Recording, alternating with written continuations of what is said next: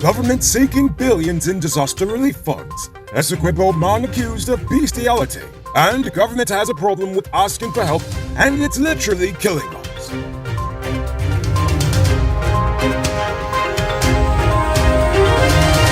I am Noriko Bulford, and welcome to tonight's edition of Uncut News. Before we begin, do you have something important you want to leak without revealing your identity?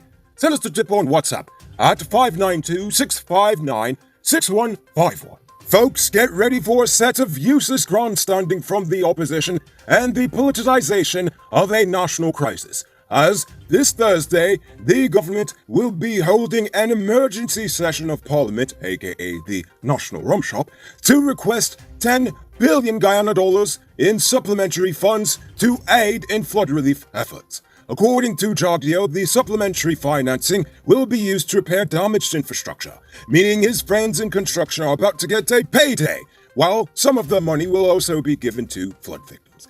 They are also considering the construction of bypass canals on the East Coast to help in future events. Since May 2018, the CDC received reports of more than 25,000 households impacted by flooding in more than 300 communities across the nation. Here's a local weird news story of the day. Over on the Essequibo coast, a 57-year-old man was arrested on Monday after he was caught having sex with a cow. According to the police, the discovery was made by cattle farmers in the area. He also admitted to having assaulted 4 calves in the same manner before.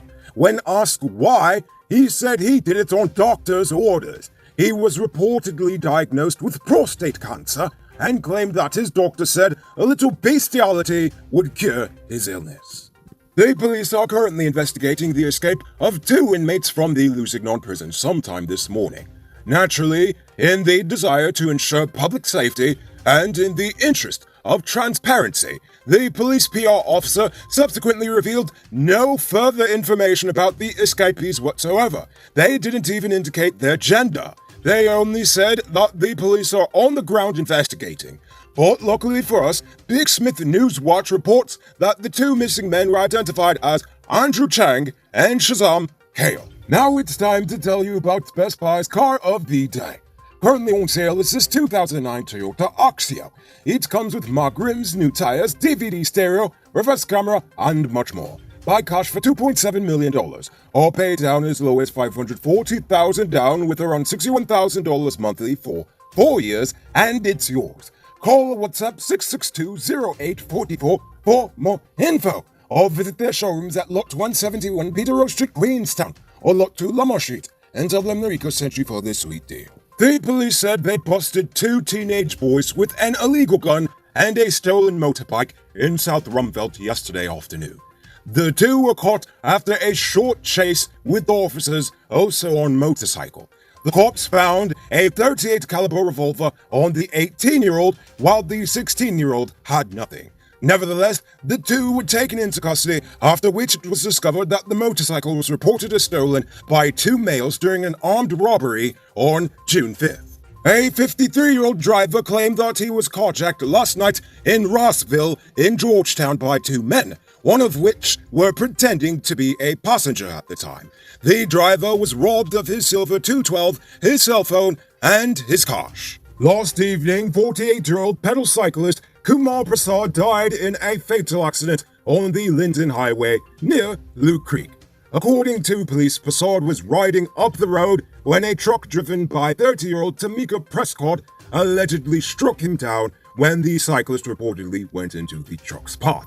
Prescott is currently in police custody, while Prasad was taken to the hospital where he was declared dead on arrival. Do you want to grow your money? Sell Digicel Top-Up. Become a top-up vendor through Cellular Plus and make some extra cash to supplement your income at your business or your side hustle. Call 685-3109 for more info. It's now time for today's Runner Report. Today, the nation recorded 87 new cases. There are now 416 persons dead, 17 persons in the ICU, and 1,649 persons in home isolation. The total number of confirmed cases now stands at 17,805. So please, people, wash your hands frequently. Avoid touching your nose and mouth and mask up before you leave the house. When you do leave home, try to avoid enclosed spaces and large crowds, and remember to give 6 feet of space between you and others. Yesterday, another shipment of Russian-made vaccines arrived in the nation. The 100,000 vaccines are for those who have yet to take their first dose. Arrangements are currently being made to increase the number of vaccination sites across the country so that more persons could benefit. The new sites are expected to be up and running in the coming days. As of Sunday, 210,777 persons received their first dose, while 76,115 persons have been fully vaccinated. Are you a truck owner that is losing money due to downtime while you wait for your parts to be imported? Now that is just stupid. Truck parts are already in Guyana at Powered Automotive Truck Spares and Engine Parts. They stock spares for DAF, Bedford TM, International Freightliners, and Cummins engines. Check them out at 1161 E.E. Eccles, or WhatsApp them at 697-0171. Tell them the Rico sent you and get a discount.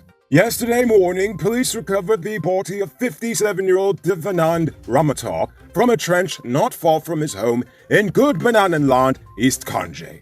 The cops say that he was last seen alive on Sunday afternoon before leaving his home to fix his bicycle. When he didn't return, his wife led a search party for him. The body was found the next morning, and it reportedly bore a wound to his left eye.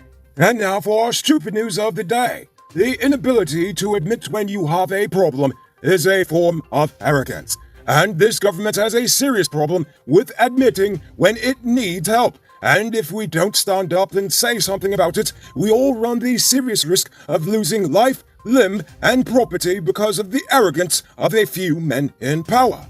We are experiencing the worst flood in our nation's history. But instead of declaring a state of emergency and seeking international donations, the government wants Parliament to cough up $48 million to fix a couple roads and pass out a couple checks, knowing full well it will take millions more and years of support for communities to fully recover. Climate change is here for good. It's going to take a long-term plan, not just some money to save us this time. And speaking of climate change, Jagdeo insists on building the billion-dollar gas project despite everyone, including your mother, advising renewables are better in the long run. Even though the pandemic is killing people every day, the health ministry didn't think it was important to buy a machine to allow us to detect the different virus strains, or even ask the WHO to help in obtaining the necessary equipment and training. But we did take the money. The lockdowns and curfews are killing businesses. But the only thing the government can offer you is $100 and hope you'll shut up about losing your grandma or your income to the Rona. Crime is currently spiraling out of control, and instead of addressing it, they just suppress the crime reports. Kanu still hasn't even found the masterminds of the 2 huge cocaine shipments months ago, despite offers from Interpol to help. Neither have they even found the killers of paper shorts. These are just a few examples of arrogance to the nation's detriment. Now, don't talk to me about APNU, because you already know how I feel about that waste lot. We're talking about today. And today, we're currently dealing with a government that refuses to admit when it has a problem. And it doesn't matter how much oil money we have, the nation will fail if the people managing it care more about their international perception than the citizens. Good leaders are not the smartest or strongest people in the room. They are the ones who know how to best effectively utilize a group's skills and resources for the common good. Unfortunately, most leaders seem to believe that they need to light a fire under people's feet to get any action, while good leaders know how to light the fire within people's hearts instead. But if people continue to sit in silence in this nation, that fire under our feet is going to burn us all up. So, what am I saying? I'm saying, speak up without fear or favor and put the fire under the feet instead of under ours. Critiquing the government doesn't make you an opposition. It makes you a citizen that cares enough for their nation to say something when people aren't doing right by it. Because cowering in fear over things you actually can fix is pretty stupid. Hey Guyanese business people, are you looking for a great way to advertise your business? Search no more. Join one of the fastest growing business directories in Guyana.